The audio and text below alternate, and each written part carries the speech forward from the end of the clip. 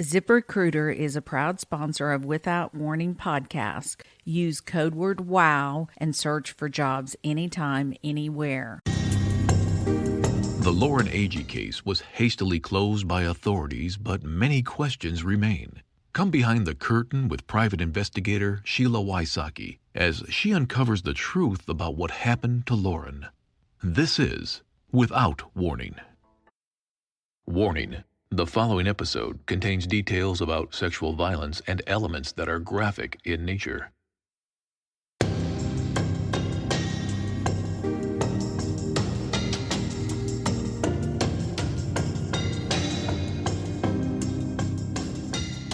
Thank you all so much for loyally listening to this podcast. Your tips, thoughts, and insights on the case have helped me look at it in a whole new light, bringing new evidence to the table as well as filling in missing puzzle pieces. We will continue to investigate until the case is closed, and we will also continue the podcast. With that, though, there will be times that we need to take a break because I am a full-time private investigator working on cases.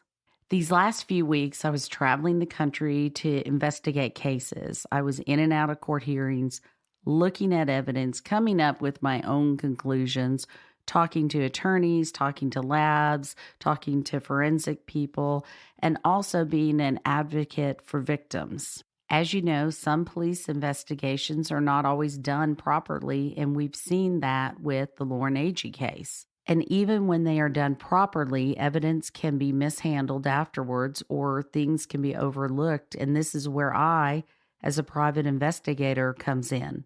Sometimes it takes a third party looking into a case to see missing puzzle pieces. I spend day in and day out reading through police reports, digging through evidence, looking at crime scene photos, and going door to door to talk to those that might know something. This is my process with my cases. I also find it helpful to get the case out in the public eye, whether it's the media or through an avenue like podcasting or even CrimeCon. This is also why I generally work with a team of private investigators that I trust with my life. Something I may not see is potentially the most obvious to them, and vice versa. I have a group of 7 private investigators that I work with, and when I bring them a problem within minutes, because we're so diverse and we see things so differently, they come up with a solution. The 7 investigators that I handpicked because of their integrity and their intelligence on my cases and in my professional career are people that I also have a blast with. And we came together after CrimeCon and decided to do a podcast called Broke, Busted, and Disgusted: The Life of American PIs. We don't always see eye to eye, but overall, we're all looking for the same thing, the truth. In every single one of my cases, that's all I'm looking for. That's why I want you, the listeners, involved. The more you all are involved, the better off it is for this victim, Lauren Agee. It is imperative that people get involved and look at these cases. I have been overwhelmed and impressed with what I'm getting. Over the next couple of months, I will be fully dedicated to my investigative work, which will unfortunately mean larger breaks in between episode releases. I hope you will be patient with me and continue to follow this case, as I know you loyally will. Thank you again for all your hard work with this case, especially my Patreon members who have had extra insight with this case and are constantly sending me their thoughts and ideas as to what could have happened. Now, if you recall, in the last episode, we revealed there was a 5th person on the cliff camping with Lauren, Hannah, Aaron, and Chris that weekend. His name is Brix Gambrell. When I first started investigating this case, I had no idea Brix even existed. It wasn't until much later into the investigation that I realized who he was, and that the other 3 had never mentioned his name or his whereabouts that weekend. This was extremely perplexing to me and immediately raised a red flag in my mind. After interviewing several people, I discovered that Brix had gone to high school with Lauren and Hannah. According to Lauren's mom, Sherry, Lauren never hung out with Brix in her high school years. Brix was friends with Aaron, which is why he was there that weekend. Not sure if y'all caught it, but in the first episode, we mentioned his name because he helped Aaron set up the campsite. What we know now is alarming. You are going to hear more from Chris Stout's deposition. Listen carefully to what he says. When you arrived with your boat at the marina, did you see Mr. Lilly? Yes. Okay. Was he with anyone at that time? Yes, that's where I met Brix. Okay, so there was a group so far of yourself, Aaron, Brix, Hannah, and Lauren, correct? Yes. Was there anybody else who was with you in that group? Not that I remember. Okay. When you got to the bar that night, did you see other people? Yes, nobody that I knew, but there was plenty of people at the bar. Did you socialize with other people at the bar, or mostly just stick to that group of 5? Mostly just stuck to the group, but I socialized with everybody. Okay. Where, if anywhere, did you go after leaving Fish Lips? Probably we went back to the campsite. Okay. How did you get up to the top? I took the canoe and all the way to the backside and went up the road all the way to the campsite. And did all 5 of you go up to the campsite that night? I don't remember if Brix did. I know Hannah and Aaron, me, Lauren, and another girl went up to the top of the campsite. The night, Saturday night, when was the last time you saw Brix? At the bar. Okay, what was he doing at the bar? Socializing with everybody. Do you know where and when he was spending the night that night? No. Now, the night before, he had spent the night where? On Friday night?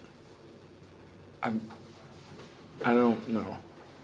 I believe he stayed with Callie in a car, so. Callie in Callie's car? Yes. Okay. Let's ask that. Where was Callie Q those 2 nights, Friday night and Saturday night? She was at the bar, I believe. Okay. Do you know where she spent the night, those 2 nights, Friday night and Saturday night? In her car. Okay. That I know of. I don't. And why do you believe that Brix was with Callie? Because they said they were together. They said they were together? Do you know whether or not Brix spent the night on a houseboat? No. Okay. And did you ever see Brix on the cliff or on the campsite on Saturday night? No, not after the bar. Okay. About how long did the group stay at Fish Lips, the bar, that night? Several hours. We ended up going to the bathroom at one point in time, and I lost the group. So it was towards the end of the night. I lost the group, and then I went off and found other people to talk to. Okay. And then I went looking for everybody. I couldn't find everybody, so I went to a houseboat, which was across from my boat, which we had talked to earlier. There's some people that were cool. I ended up falling asleep on their houseboat, waiting on everybody else. Okay. About what time was that? I couldn't tell you. So when It was night. Did you wake up? Yes, Aaron and then woke me up, Okay. and then we went back to the campsite.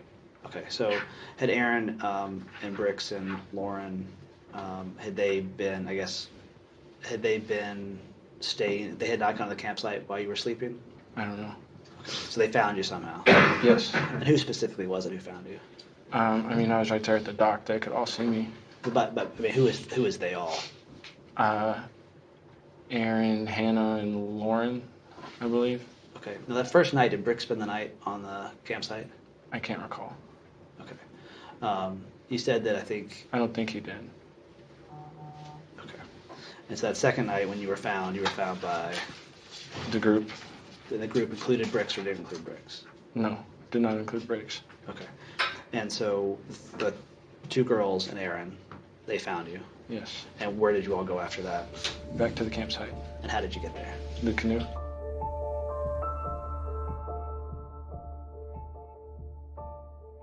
Did you talk to Aaron and Hannah and Brix about the fact that Lauren had died?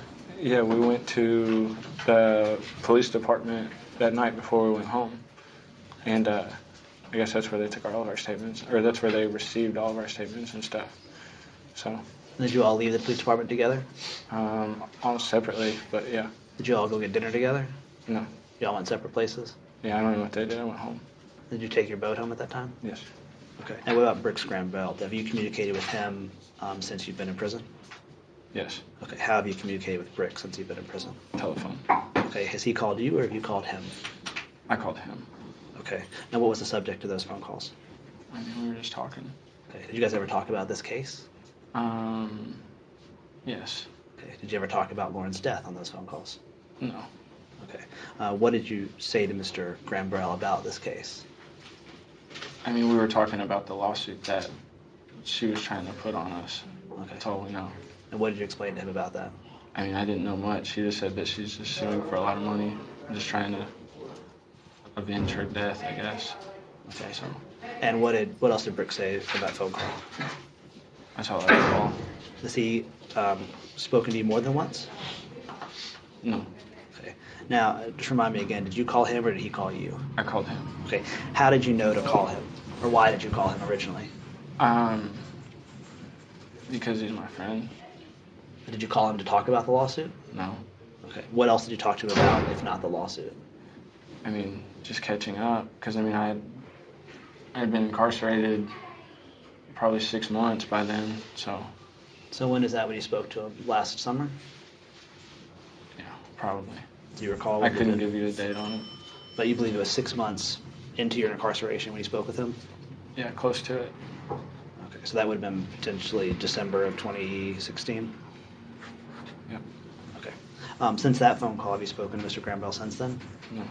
Okay. Have you communicated with him via email? No. Have you had any other contact with Mr. Gambrell since that phone call? No. Okay. Has he tried to contact you? No. Okay. One of the things you testified earlier was that when it came to Hannah Palmer, you mostly just spoke to Aaron Lilly. Mm-hmm. Were there any other of the other individuals I've talked about, Aaron Lilly, Hannah Palmer, or Brix Gambrell, who you've spoken to through a third party, such as a sibling or a friend of theirs, that has passed messages back and forth? Yes. Okay, and who is that intermediator party? Through Megan. She is the woman who's living at your house? Yes.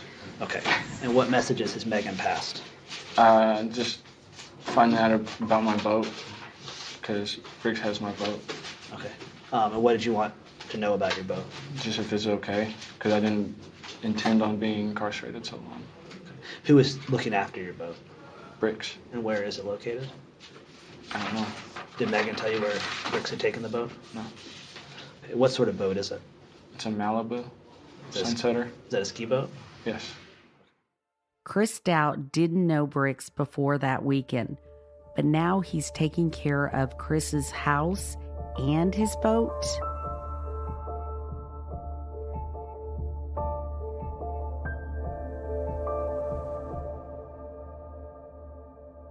A few weeks ago, we received another anonymous tip. During my conversation with this person, they mentioned that they had a casual conversation with one of the campers. Listen to what they told me. I don't really know where to start because there's so much I want to talk about, but I guess I'll start with me and Chris. Yeah, we have been friends for a very long time. We rode motorcycles together and a lot of stuff. And basically I asked him like what happened because all my friends are telling me. I didn't really know Lauren. I knew of her. But all this stuff I'm hearing and so I asked him, we were alone and I asked him like straight up, like, dude, it's just me and you. What happened? And his version that he told me, I have not heard on one video that I've watched it, and I've watched almost all of them on YouTube. His version is basically the same as most of them, but he says that when they went to sleep and woke up, that she was gone or whatever, that they thought that she had went back to her ex-boyfriend, that she had gotten into an argument with him and his new girlfriend at the bar, and they were like, oh, she must have left and went back because they got in a big fight, and she tried to leave and go home, but we took her keys and hid them behind a tree. Say that again. They what with the keys? They hid them behind a tree so she couldn't get them and leave. Because she was drunk. But then he gets to telling me about this Brix kid that I haven't heard anything about yet. I've recognized his face from school because I went to Hendersonville High School. I recognize him, but I don't think I've ever really met him. But Chris tells me that the guy like gave him like really big, like I guess the silly word I can only think of, the heebie-jeebies, and like scared him. And basically what he told me is that he thinks that Brix killed her, and somehow Aaron saw it or was walked up on it happening or something, and the Brix kid scared Aaron into shutting up, basically. And then he ran off to the Bahamas right after that happened. Right. I don't know if any of that's true.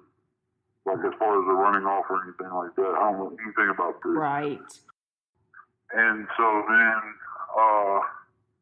he basically was like, I understand why her mom is doing this, but she's like ruining my life, and I didn't do anything wrong. He was like, yes, her daughter was drunk and died, but he was like, I didn't do anything. So he didn't feel like he should go forward with what he thought? That's what I asked him. I was like, well, what's going on with the investigation or whatever? Well, because he said, all right, I'm sorry, let me back up a little bit. He said that, they thought she ran off. But then, I don't know why he would come back and tell me that the Brix kids gave him the heebie-jeebies. Right.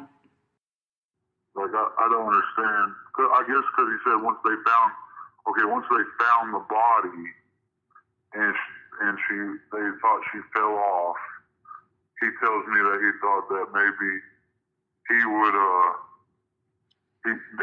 done something like that. It just struck me as really odd.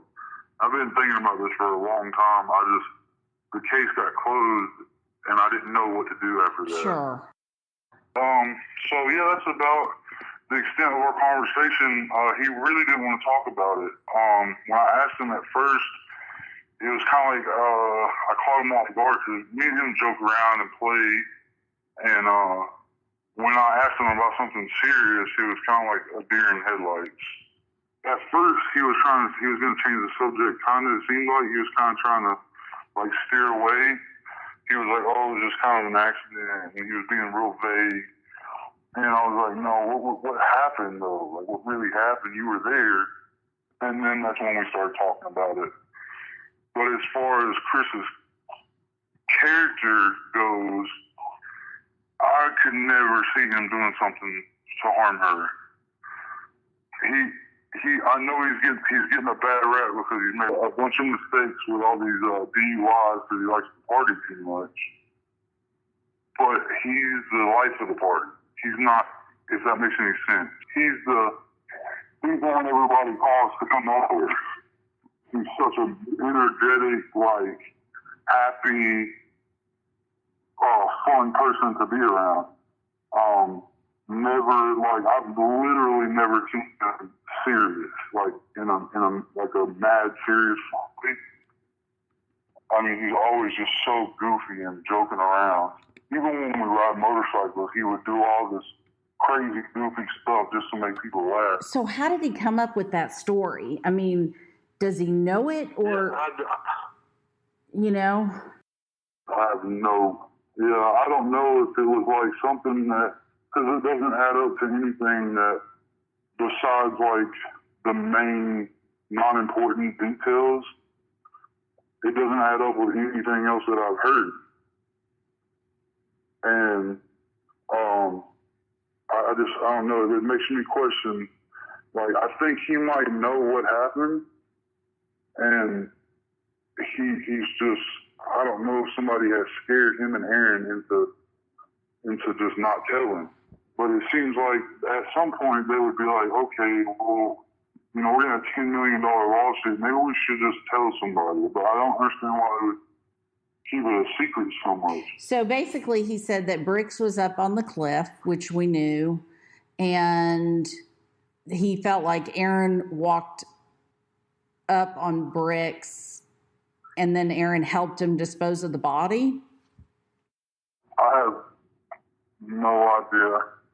He just said that it seems like he knows that he did something to her, and Aaron knew what happened.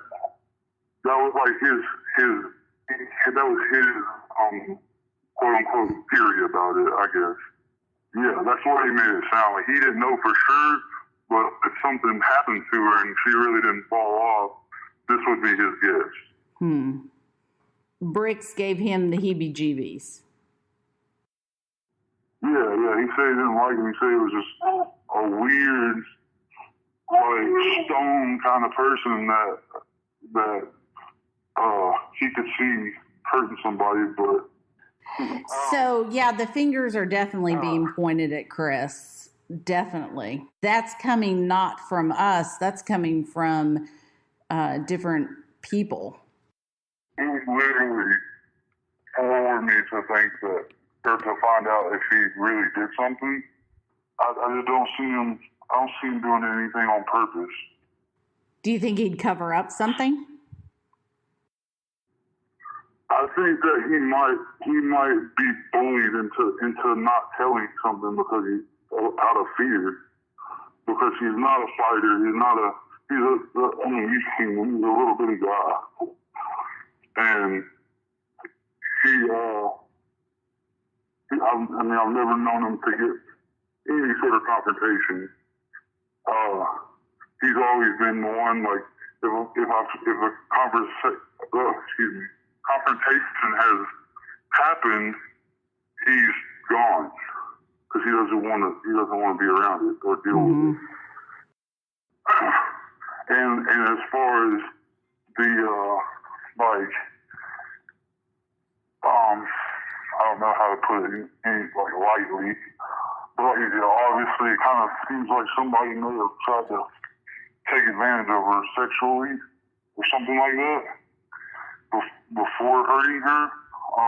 In my opinion, I don't know if I'm way off wrong, but that I definitely wouldn't believe because that man has women chasing him all over town. And I don't see why he would risk his freedom and stuff like that. And he just doesn't strike me as a person that would do that. Like I said, with the comment he said to the cop about the gun, like, that sounds like something Chris would say, just something off the wall, sarcastic, trying to be funny, not being serious. Like, I don't know. I've known him a whole long time, like his whole life. Now, what about the drugs? They said they were doing drugs up there. Would you see him doing drugs? I believe that. Oh, okay. Now, did you know his girlfriend, Callie Q. Smith? Chris's? Yes. No, man. Around the time that happened, we kind of got a little distant from each other because I lost my motorcycle, and so I quit riding. Right. I really believe that it was, I think, I honestly, well, I mean, you know more than I do. I don't think that this is just a coincidence or accident, I should say. I think something happened to her, and I think that it was, like Chris said, either that Brix kid that just disappeared, I guess. I don't know if anybody even really talked to him or not. Or Aaron. But you don't think Chris? Oh, no, I don't see it. I don't see why he would do something like that. So he did not want to talk to you about that night. He just basically said a couple of things and then he was done. Yeah, it was definitely sounded rehearsed. Now, I don't know if it was rehearsed just by him or if somebody, like, told him what to say. Like, you know, with Aaron telling him to shut up every time he tried to talk around the police. Yeah. I don't know. That kind of starts making me believe that Aaron had some kind of control over this kid.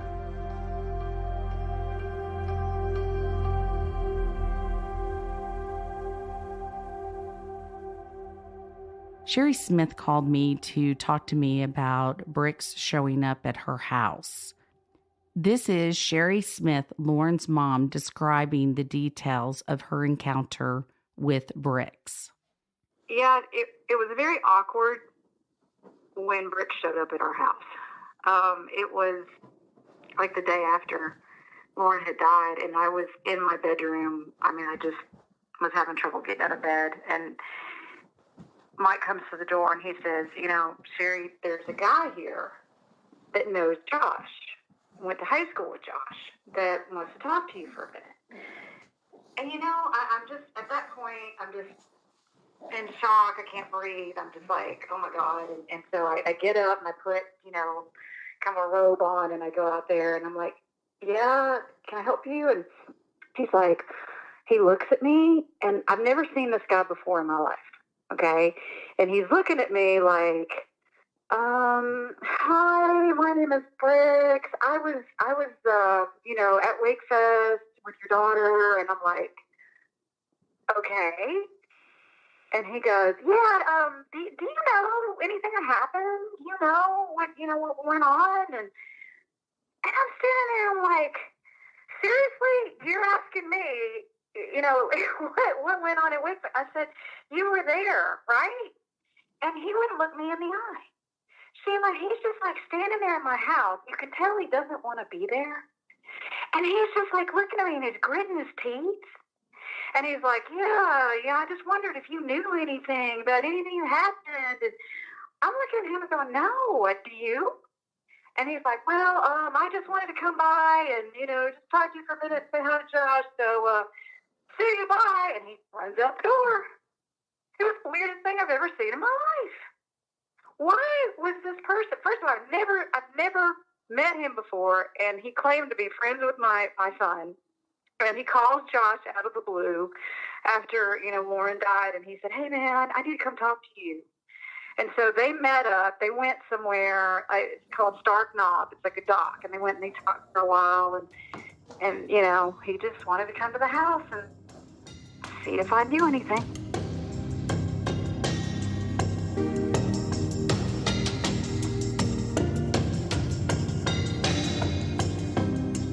Lauren's family gives their full permission for any and all details to be shared in hope that the truth will come out. If you know anything at all, call 1-888-599-0008 or email tips@SheilaWYSOCKI.com. Next time on Without Warning. When you go out and slander my department about something, then I'm going to try to straighten it back up. These are the facts of the case, not what somebody said, not what somebody done. Those are the facts of the case. So, did you at any time employ anyone to conduct a reenactment of the alleged fall? No. Why? Because we do not know where she fell off at. Without Warning. Host, Executive Director, and Executive Producer, Sheila WYSOCKI. Producers, Katie Zitzman and Aaron Parker.